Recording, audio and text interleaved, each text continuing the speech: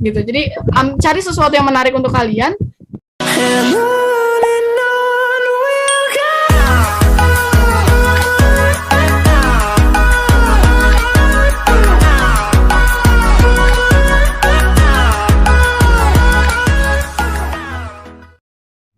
Dan yang sangat kita banggakan para alumni MTSN 33 Jakarta yang insya Allah bergabung pada pagi hari ini bersama kita. Coba kita sapa terlebih dahulu. Assalamualaikum Kak Aldida. Waalaikumsalam Ibu. Alhamdulillah Kak Aldidanya sudah bergabung bersama kita. Semoga selalu dalam keadaan sehat, panjang umur, dan selalu diberkahi oleh Allah Subhanahu wa Ta'ala. Dan yang kita cintai, anak-anak, seluruh siswa MTSN 33 Jakarta dan selalu kita banggakan. Pertama sekali marilah kita ucapkan puji syukur kehadirat Allah Subhanahu wa Ta'ala yang telah memberikan kita nikmat kesehatan, nikmat Islam, nikmat iman, sehingga kita bisa bersilaturahmi berkumpul di pagi hari ini, di pagi yang sejuk ini, di Rabu Ceria dalam kegiatan literasi. Dengan tema jangan pernah berhenti belajar hal baru dan jangan pernah menyerah. Kemudian tak lupa kita ucapkan salawat beserta salam kepada junjungan kita Nabi besar Muhammad SAW, kepada keluarga, sahabat, semoga kita mendapat syafaatnya di yaumil akhir nanti. Amin ya Allah ya Rabbal. Kemudian anak-anak, sebelum acara literasi kita akan dipandu oleh Kak Aura yang cantik, yang pintar, yang solehah, dan multi talenta, amin. Kita sapa terlebih dahulu, Kak Aura sudah bergabung? Sudah Ibu. Alhamdulillah. Anak-anak senang sekali kalian sudah bergabung di acara literasi pada pagi hari ini. Semoga kegiatan kita berjalan lancar di akhir waktu. Kemudian sebelum acara ini dipandu oleh Kak Aura nantinya, ada beberapa hal penting yang akan Ibu sampaikan. Yang pertama, terkait dengan program literasi kita. Program literasi kita harian, selain hari Rabu yang berjalan 15 menit sebelum pembelajaran, itu tetap akan selalu berlangsung atau berjalan ke depannya. Kemudian, yang kedua, jurnal literasi harian jangan lupa diisi. Kenapa? Dengan adanya jurnal, kalian akan tahu seberapa banyak tabungan bacaan kalian. Ya, semakin hari bacaan bertambah, ilmu kalian juga akan bertambah. Selanjutnya, yang tidak kalah penting terkait dengan lomba video. Lomba video yang sudah berjalan, alhamdulillah. Dalam waktu seminggu ini silakan kalian subscribe, view sebanyak-banyaknya, kalian share ke teman-teman kalian, sahabat, handai tolan, kerabat. Semoga kalian menjadi juaranya. Jadi masih ada waktu, selamat berjuang. Nanti di akhir waktu kalian adalah pemenangnya. Kemudian sebelum literasi ini dimulai, Ibu mau kalian mengadakan yel-yel dulu biar lebih semangat. Mau anak-anak semua? Halo? Saya Ibu kelihatan? Oke, agar lebih semangat, cuma Ibu kasih waktu 1 menit saja. Kalian ikuti gerakan Ibu. Oke, 1, 2, 3. Ayo kita literasi. Semuanya? Literasi. Ayo kita literasi. Baca buku tiap hari. Baca buku tiap hari. Investasi. Meraih mimpi. Oke, sekarang coba sekali lagi biar lebih semangat, kompak, semangat. Sebelum acara ini dipandu oleh Kak Aura yang sudah bergabung di tengah kita, kita ulangi sekali lagi. 1, 2, 3. Ayo kita literasi. Ayo kita literasi. Baca buku tiap hari. Baca buku tiap hari. Investasi meraih mimpi. Oke, di akhir acara nanti ada 1 orang yang bisa kita kasih reward ya. Bu Ima bagaimana? Setuju? Boleh. Di akhir acara ya.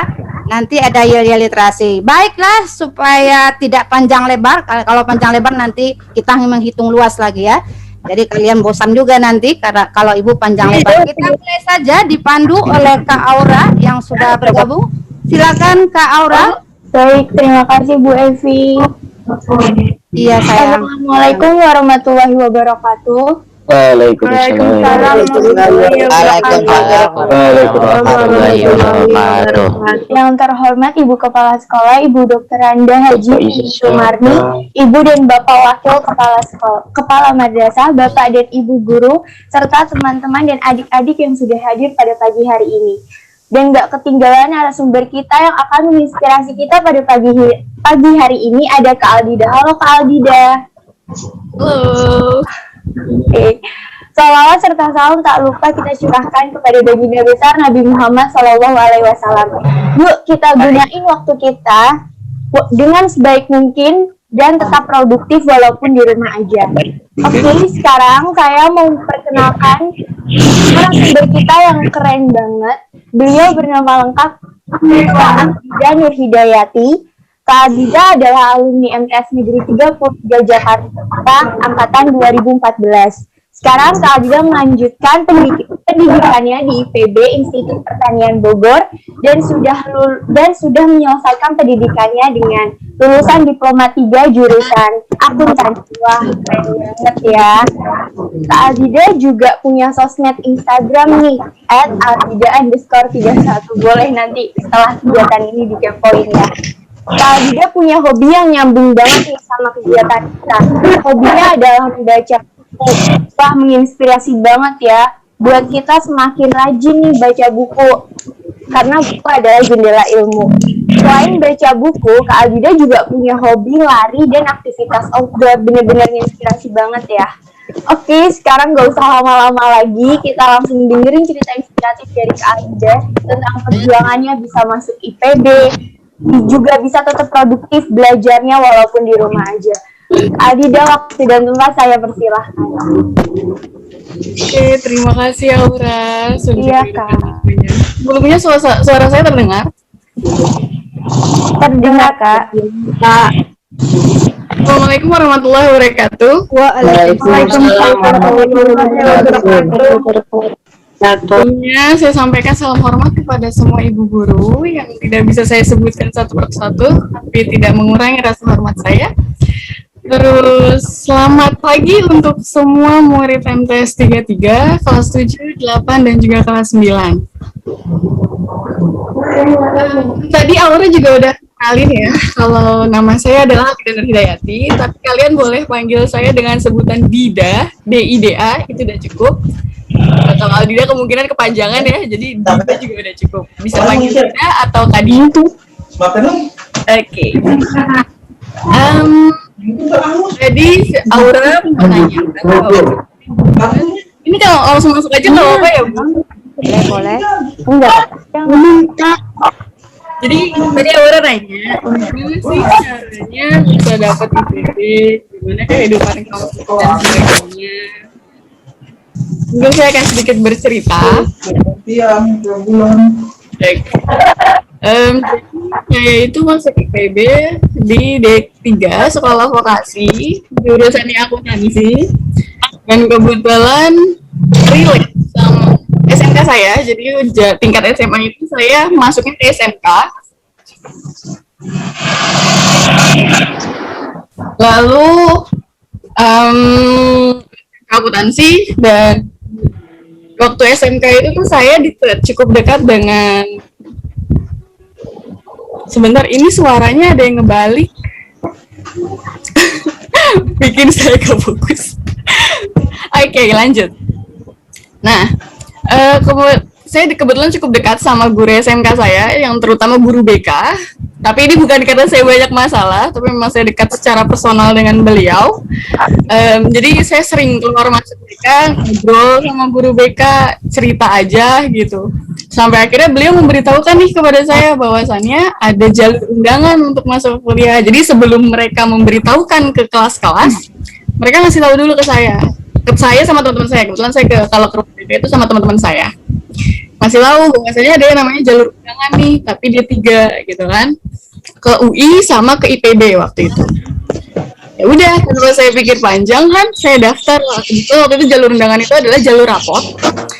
Dan itu kebetulan sinkron sama saya. Jadi kalau waktu dulu itu untuk masuk kuliah, yang ada di pikiran saya tuh paling dari yang namanya SBMPTN. Karena yang ada di pikiran saya ketika SBMPTN itu kan pelajarannya fisika, biologi, yang kayak gitu-gitu kan. Nah, sedangkan di SMK akuntansi itu nggak mempelajari hal-hal itu sama sekali. Jadi kalau seandainya saya mikir lagi, kalau seandainya saya masuk SBM, itu kemungkinan besar saya akan les lagi. Sekolah saya yang 3 tahun SMK kemungkinan sia-sia dong berarti kan. Itu yang ada di pikiran saya. Jadi yang ada di pikiran saya selanjutnya adalah oke, gimana caranya nggak usah SBM, berarti kan rapot. Saya gunakan rapot saya. Kebetulan rapot saya juga tidak terlalu jelek, tapi juga gak bagus-bagus banget. Tapi cukup lah gitu kan. Saya gunakan rapot saya, berarti kalau untuk jalur rapot itu kan ada 2. Yang S1-nya itu adalah SNMPTN, kalau yang D3-nya itu adalah jalur undangan. Sama-sama pakai rapot, yang diberikan itu adalah rapot semester 1 sampai dengan semester 4. Masukkan, di-input, dan dikirim data-datanya. Dan waktu itu, saya langsung daftar di teman-teman saya.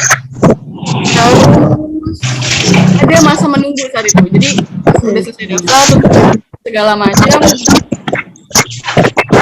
Menunggu saya daftar ke tempat lain. Jadi saya daftar juga di STAN. Saya kan pengen masuk STAN tuh. Setelah tinggi akuntansi negara. Pas daftar ya layaknya daftar datang terus ngumpulin berkas. Ujian lah, singkat cerita gitu kan. Ketika ujian itu ya singkat cerita gagal lah gitu kan, gagal.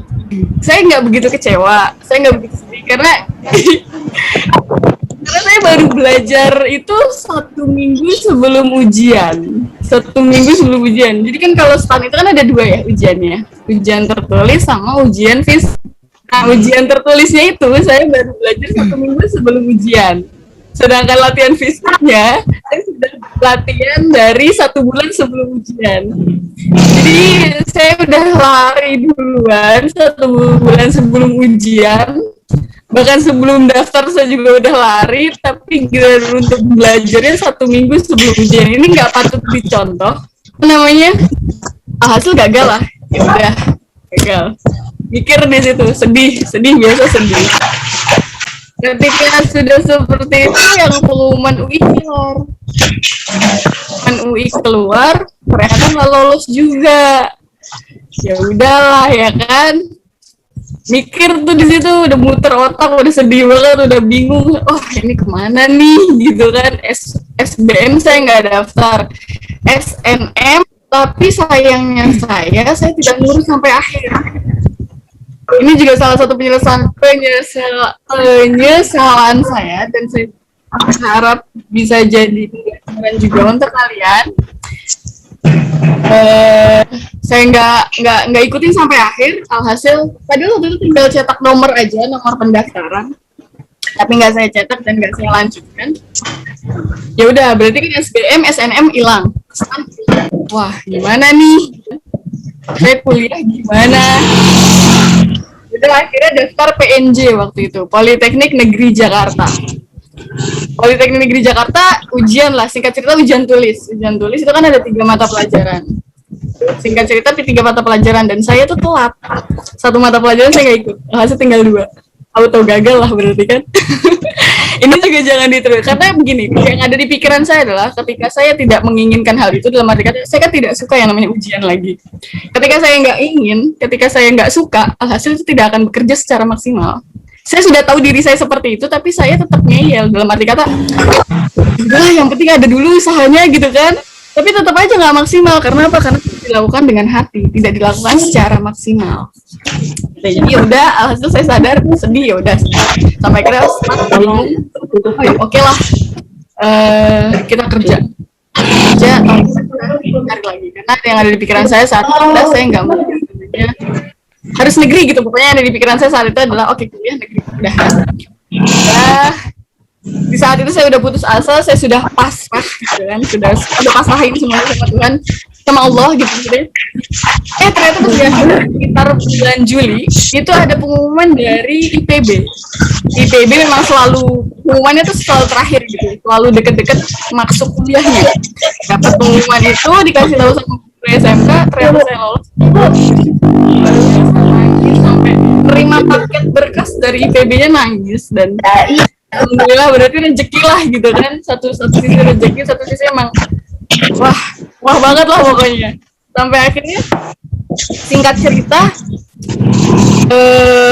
datang urus berkas segala macam, lalu masuk ke tahap matrikulasi itu cuma 1 bulan, lalu selanjutnya itu adalah kuliah pembelajaran seperti biasa, berarti udah masuk kuliah. Jadi di sini mah nasihat aja, kalau seandainya apa-apa melakukan sesuatu itu harus dengan hati kalian. Kalau nggak pakai hati kalian, nggak akan terjadi, nggak akan enak, nggak akan plong kalian ya. Pertama-tama kalau kalian mau melakukan sesuatu, pakai hati kalian, tanya sama diri kalian apa yang kalian suka, apa yang kalian senengin gitu.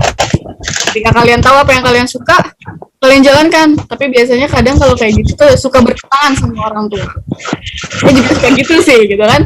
Saya pengen sesuatu, orang tua nggak setuju, orang tua pikiran lain, akan diomongin sama orang tuanya, pakai bahasa yang baik,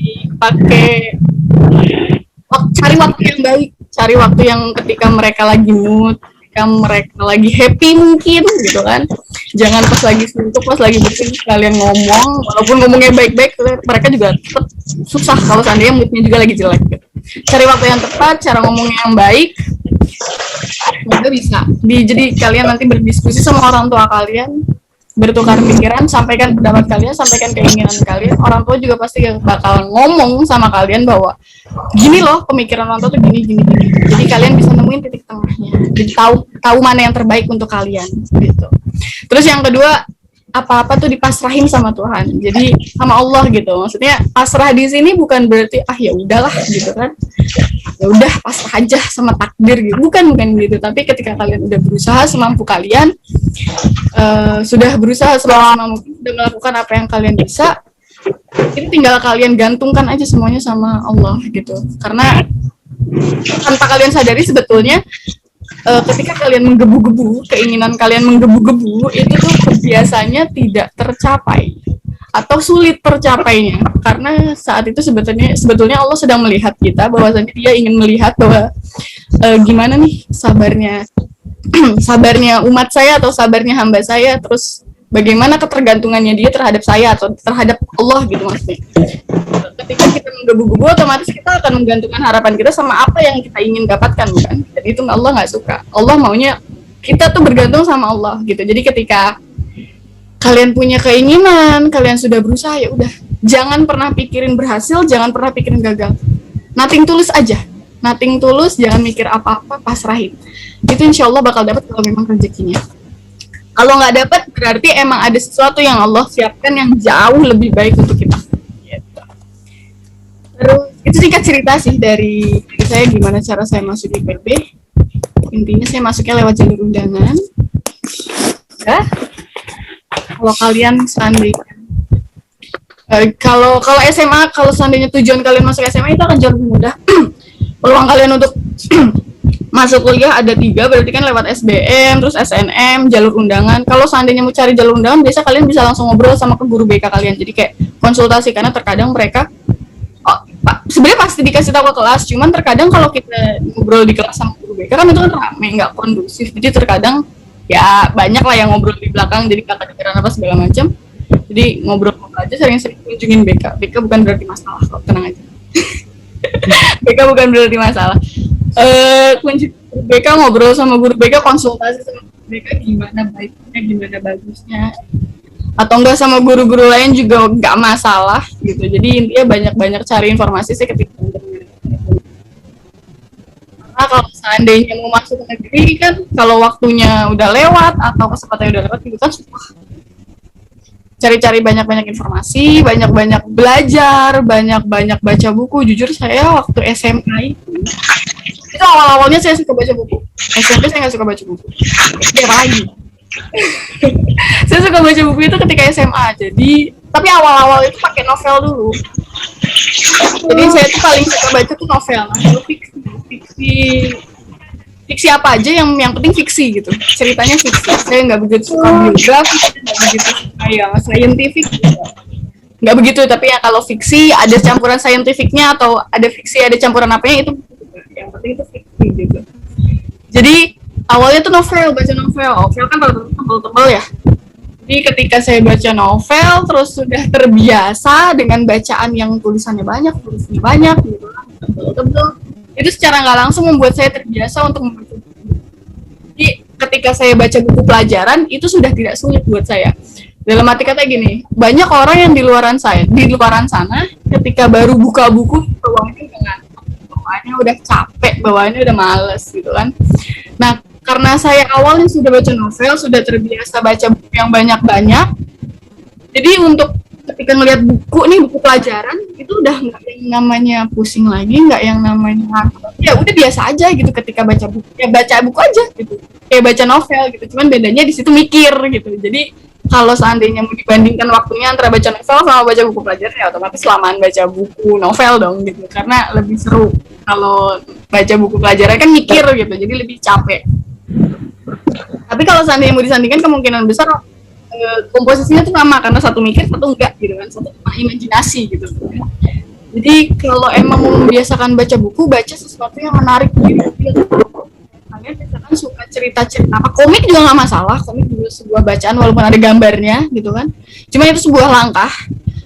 Atau mau coba dari cerita pendek, novel itu juga penting baca bacaan yang kalian memang sukai, yang kalian minati, yang kalian inginkan baca gitu. Nah kalau udah terbiasa baca buku pelajaran pun akan mudah, akan enjoy, akan biasa aja. Jadi bukan sesuatu yang berat lagi gitu. Sampai sini ada yang mau ditanyain dulu gak? Atau mungkin nanti semuanya ditampung di akhir ya Bu? Atau gimana?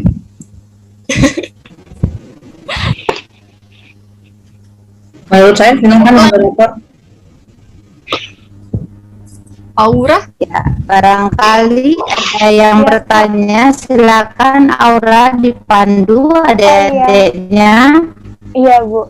Kak Adida yang sangat inspiratif buat adik-adiknya semua. Bu Evi suaranya delay, saya mutal dulu, ntar Ibu Evi klik lagi ya. Bentar. Bu Evi bisa diklik lagi, suaranya soalnya delay. Bu Evi silakan diklik lagi mikrofonnya. Atau Halo, apa merasa ada juga. kelas? Halo? Ya, coba diklik, tadi suaranya Halo, delay. Iya, Ibu. Iya. Halo, dengar jelas? Ya, Saya? sudah jelas, sudah ya, jelas. Sudah. Baik. Oke. Jelas. Halo Kak Aura. Barangkali ada dari adik-adiknya yang mau bertanya. Oh iya. Yang bertanya dipandu sama Kak Aura. Kesempatan Iya, Bu. sekali bertemu dengan Kak Aldida yang sangat inspiratif buat kita semua. Silakan Kak Aura dipandu adik-adiknya. Kalau ada yang mau nanya, boleh langsung dinyalain mikrofonnya atau nanti di chat, nanti aku bacain. Ayo, siapa yang bertanya? Ayo. Oke, kalau gitu mungkin dikumpul aja kali ya. Kita lanjut aja dulu. Silakan. Oh iya. Berarti nanti kita boleh. kumpul di- Nanti di akhir ya, Kak. Boleh. Iya. Nanti di akhir ya, Kak. Kumpul di. Ya, boleh, Bang. Iya, baik. Tapi sebelumnya saya mau tanya dulu. Ini ngomongnya saya kecepatan nggak? Saya takut saya ngomongnya terlalu cepat. Enggak, Akhirnya kalian maaf. Atau sudah pas? Nggak pas. Sudah. Oke. Kalau gitu kita lanjut. Pembahasan kedua berarti perihal perjuangan saya belajar IPS. Jadi kalau saya kita ganti aja jadi langsung akuntansi karena saya nggak tahu apa-apa tentang IPS. karena saya langsung menjurus ke akuntansi. Jadi gimana cara saya belajar akuntansi? Pengalaman. Oke, jadi saya kurang lebih belajar akuntansi sudah 6 tahun, 3 tahun di SMK, 3 tahun di diploma. Nah, buat saya pribadi, 3 tahun di awal atau 3 tahun di SMK itu yang paling sulit. Sedikit lebay memang, tapi itulah kenyataannya. Kenapa saya bilang gitu? Kalian pasti pernah dengar yang namanya mabuk darat atau mabuk laut atau mabuk kendaraan ya. Dan saya mengalami yang namanya mabuk angka. Akuntansi berhubungan dengan uang, berhubungan dengan angka. Ya walaupun ada huruf sih sedikit, tapi dia hanya di bagian depan tuh sisanya tuh angka semua. Udah mana tulisannya kecil-kecil ya kan, angka semua, hampir sama 0000 gitu kan. Jadi ini mata tuh kadang juling kalau ngeliat angka. Ngeliat 0 tuh kadang suka juling. Jadi kayak capek deh ngeliatnya gitu, pegel mata gitu.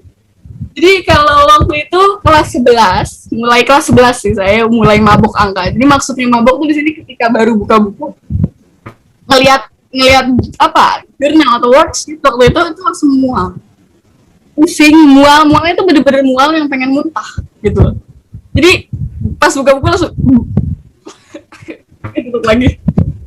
Habis itu oke, tarik nafas dulu gitu kan, alihin dulu pandangan, baru buka lagi dan baru belajar gitu. Jadi bener-bener yang namanya pusing, bener-bener pusing banget kalau diomongin, pusing banget. Jadi nggak, kalau seandainya saya bilang paling berat ya cocok lah gitu kan.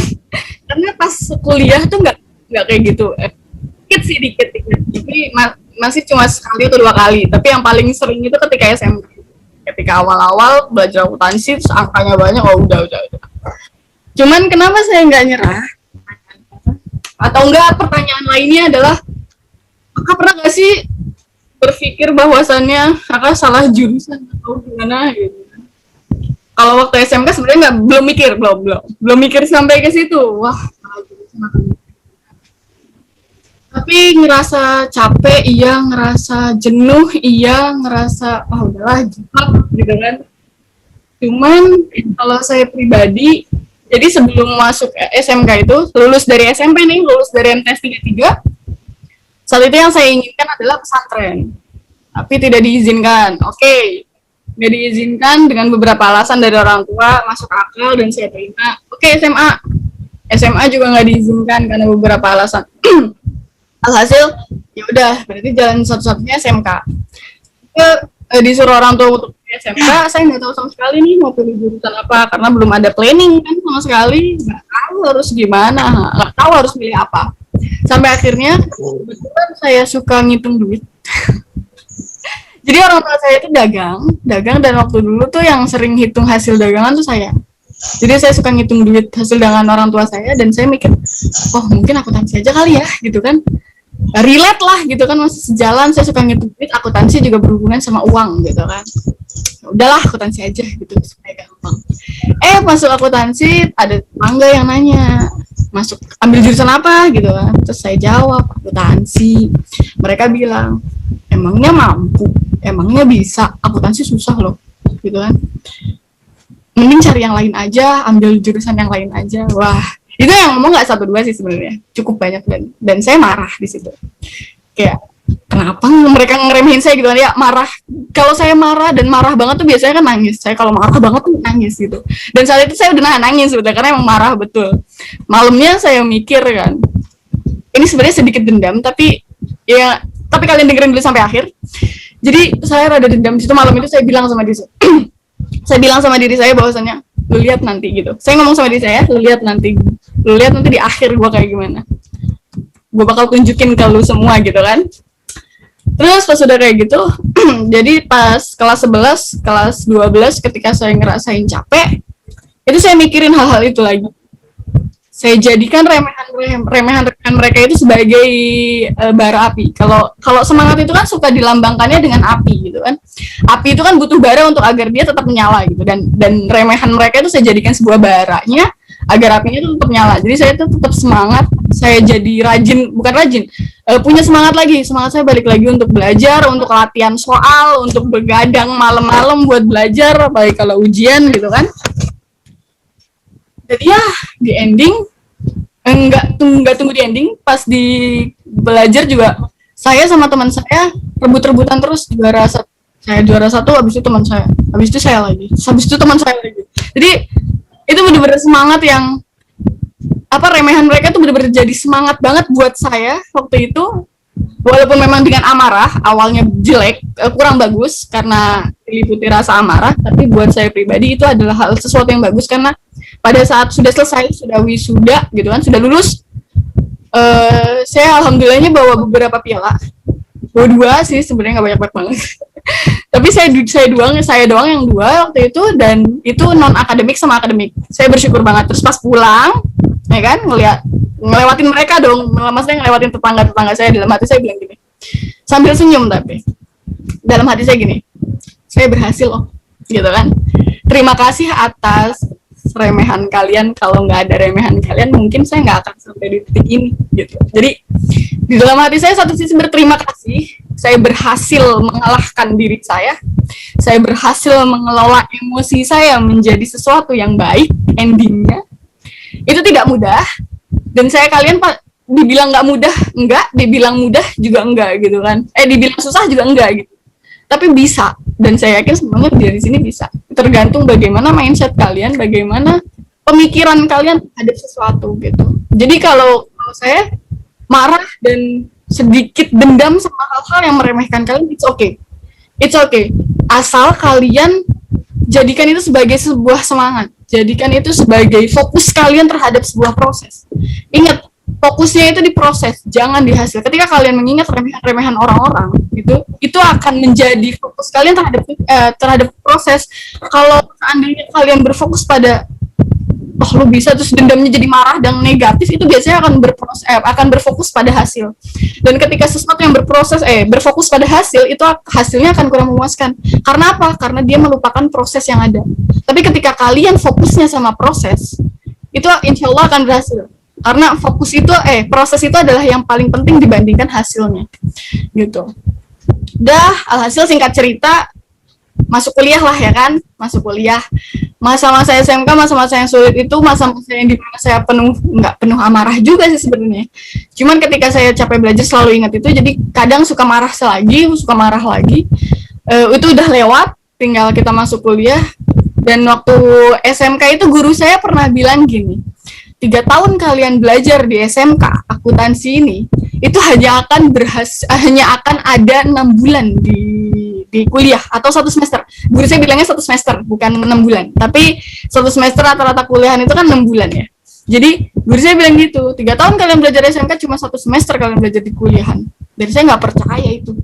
Masa iya 3 tahun gitu kan, SMK materinya banyak sampai 3 tahun, masa cuma 1 semester di kuliahan atau cuma 6 bulan? Nggak percaya lah. Masuk kuliah, pas masuk semester 2, lah kok bener gitu kan. Kok cuma 1 semester, ya ampun kata saya. Berarti perjuangan saya masih panjang nih gitu kan. 5 semester lagi saya harus berjuang gitu kan. Nggak sampai selesai di 1 semester. Saya pikir dengan udah punya basic akuntansi di SMK, semuanya akan mudah gitu. Wah ternyata nggak juga ya. Aduh, saya bilang. Oke, semuanya berjuang lagi dari awal. Nggak dari awal sih berarti ya. Tapi intinya berjuang lagi. Di semester 3 dan 4, semester 1, semester 2 masih bisa ngikutin. Semester 3, semester 4 memang pelajarannya susah-susah, dan diakui juga sama dosen-dosen bahwa ini pelajarannya juga nggak gampang. Sempat ada self problem, soalnya sempat lagi bener-bener downnya tuh 3-4 itu hilang semangat. Dan saat itulah saya berpikir, wah kayaknya saya salah jurusan, this is not my passion, kayaknya saya bilang gitu sama diri saya. Wah parah nih kayaknya, saya bilang. Saat itu saya berpikir lagi, saya merenung gitu kan, wah ini gimana gitu kan, saya harus gimana. Karena saat itu saya benar-benar putus asa, dan kayak nggak bisa gitu karena saking susahnya, atau mungkin karena memang diri sayanya ya. Saya bukan terlahir sebagai orang pintar, saya harus belajar dulu supaya bisa. Nggak kayak kebanyakan orang yang rata-rata ada yang memang dia lahir pintar gitu kan, tapi saya adalah orang yang harus belajar dulu, harus begadang dulu supaya bisa gitu kan. Jadi kayak aduh gimana ini gitu kan. Saya ngerenung, saya mikir gitu, apa yang sebenarnya bakal saya jadi tujuan saya itu apa gitu. Saya pikir, saya cari apa yang menjadi motivasi saya, sampai akhirnya saya bilang sama diri saya di depan kaca. Saya kebetulan cukup sering ngobrol sendiri atau ngomong sama diri saya sendiri di depan kaca. Ketika saya salah, saya ngomong sendiri, saya hina-hina, mungkin bukan hina-hina ya, tapi lebih kepada kayak keras sama diri saya. Tapi ketika saya lagi semangat ya, semangatin diri saya kayak you can do everything what you do gitu. Saya bilang gitu sama diri saya. Kamu bisa melakukan apapun yang ingin kamu lakukan. You can do it gitu kan. Saya bisa ngelakuin itu. You must be, and you need to do it gitu. Karena ini bukan untuk diri kamu aja. Ini untuk orang tua kamu. Terus ini mungkin juga untuk adik-adik kamu. Adik saya cuma satu. Untuk adik saya gitu kan. Jadi oke lah. Saya butuh istirahat dulu gitu. Hasil saya istirahat dulu. Istirahat bukan berarti bolos kuliah ya, bukan. Tapi nggak belajar. Saya nggak belajar dulu, saya menenangkan diri dulu, saya melakukan apapun yang saya suka, kegiatan. Entah itu baca buku, baca novel lagi, balik lagi, otomatis. Pokoknya kalau seandainya saya gundah gulana tuh saya pasti baliknya ke novel. Menjadi pelampiasan gitu istilahnya. Terus saya makan, pokoknya ngelakuin apapun yang saya suka gitu. Sampai akhirnya saya tenang, sampai akhirnya saya kayak, oke, I was back, I'll be back gitu kan. Saya balik lagi, semangat lagi. Nggak langsung semangat sih, tapi mulai pelan-pelan. Oke, kita belajar lagi 1 jam 2 jam gitu kan. Oke. Capek, kalau udah mulai capek, udah mulai pusing, udah tidur, banyaknya tidur lagi pas masa istirahat itu, banyaknya tidur, banyaknya nenangin pikiran, sampai akhirnya bener-bener balik lagi semangat. Jadi mau 3, 4, 5 itu cukup panjang sebenarnya masa downnya saya itu, karena di saat itu sempat ada pikiran udahlah nggak peduli gitu. Itu salahnya saya sampai akhirnya down, turun nilainya. Tapi alhamdulillah di semester 6 atau semester akhir saya sempat meningkat. Bukan sempat, maksudnya meningkat lagi gitu maksudnya. Dan alhamdulillahnya lulus dengan baik, bisa lulus gitu maksudnya. Bisa lulus. Alhamdulillah. Lulus dengan nilai baik. Dan sampai di sini. Jadi nggak semua orang perjuangannya mulus istilah kali gitu. Kalau kita mau ngomongin yang namanya proses, nggak akan ada yang mulus gitu. Jangan percaya yang namanya proses mulus, nggak akan pernah ada, nggak akan. Kalau emang mereka ngelihatnya itu mulus, ya udah berarti mereka hanya ngelihat hasil. Mereka belum melihat atau belum tahu prosesnya, belum tahu apa yang sudah dia lakukan, apa yang sudah dia perjuangkan, apa yang sudah dia rasakan di saat-saat dulu sampai akhirnya harus seperti itu. Sampai akhirnya bisa di titik itu. Jadi jangan pernah patah semangat gitu. Kontrol emosi kalian, kendalikan diri kalian. Jangan pernah malu untuk ngobrol sama diri kalian sendiri. Oke, baik. Adik-adik gimana dengan cerita Kak Aldida? Sudah menunjukkan pukul 7:26. Ada beberapa pertanyaan yang masuk Kak Aldida. Ya. Kak Aldida bisa baca dan bisa dijawab satu persatu. Ada pertanyaan yang masuk. Sebentar.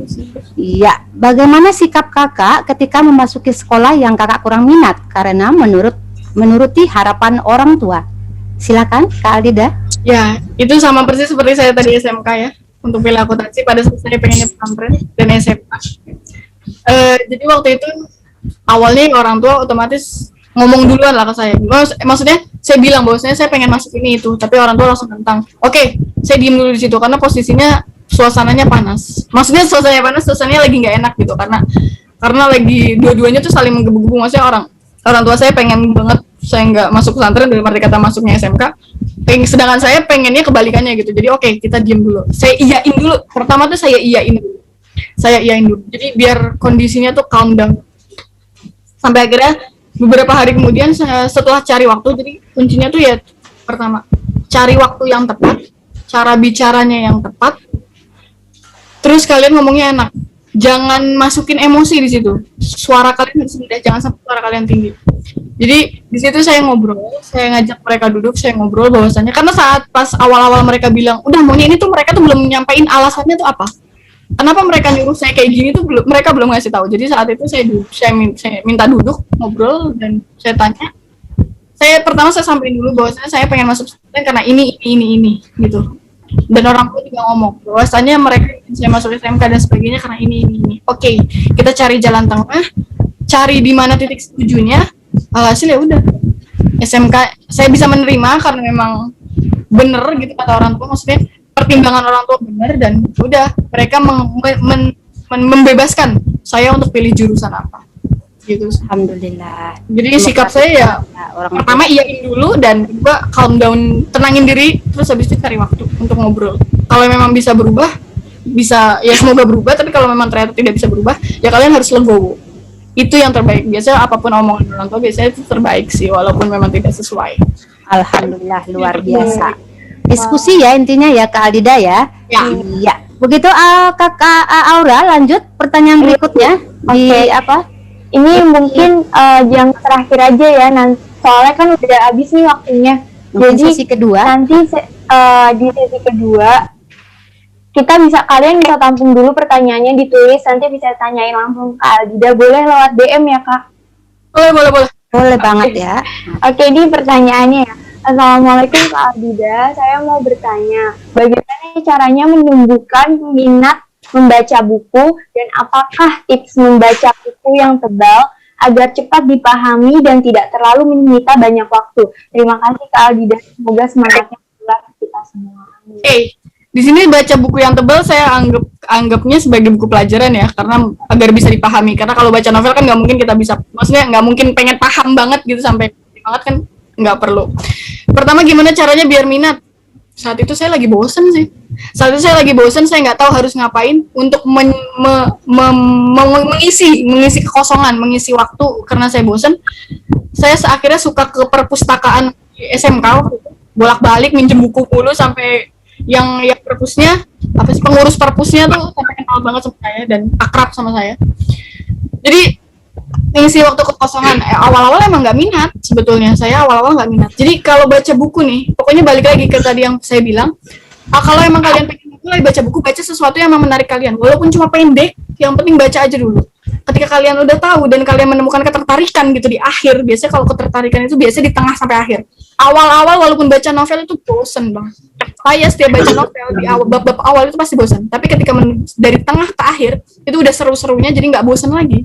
Gitu. Jadi cari sesuatu yang menarik untuk kalian, baca itu sampai habis. Jadi jangan banyak-banyak dulu, biar kalian tuh bisa baca sampai habis. Kalian temuin ketertarikannya, temuin serunya, baru nanti kalian bisa dapat feel-nya. Udah terbiasa baca buku yang tebal-tebal, baru nanti ke pelajaran tuh bakal mudah. Gitu. Udah kebiasaan. Aura silakan. Kak Aldida.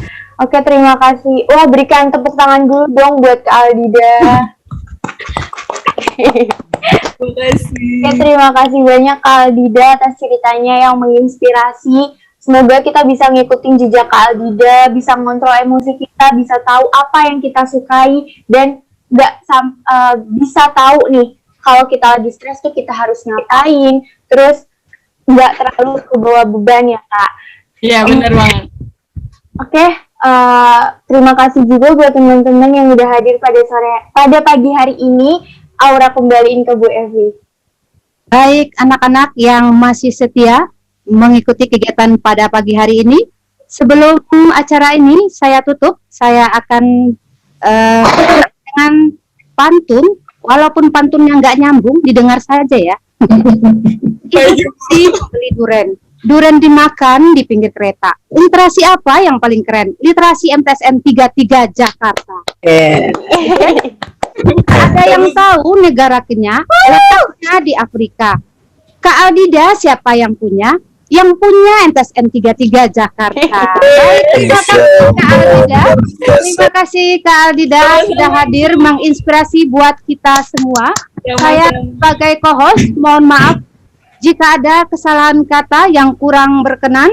Kita tutup acara kita pada pagi hari ini dengan membaca kafaratul majlis. Subhanaka Allahumma wa bihamdika asyhadu an la ilaha illa anta astaghfiruka wa atubu ilaik. Iya. Makasih Aura. Warahmatullahi wabarakatuh. Satu orang silakan yel-yel sebelum berakhir. Ada yang mau kita kasih hadiah? Mari kita literasi. Baca buku tiap hari. Investasi meraih mimpi. Ayo satu orang. Ibu tadi janji kan? Ya. Satu orang silakan. Ayo silakan. Halo, kita tunggu 1 menit. Ibu tadi gimana Bu? Ayo kita literasi. Ayo kita literasi. Baca buku tiap hari. Baca buku tiap hari. Investasi meraih mimpi. Investasi meraih mimpi. Ayo siapa satu orang? 1 menit. 1 menit. Nanti tak kirim pulsa. Lumayan Mas beli kuota. Ayo satu orang ditunggu sampai 7.35. Itu loh Saya berapa Bu? Ayo, Aziko. Lewat 7.35.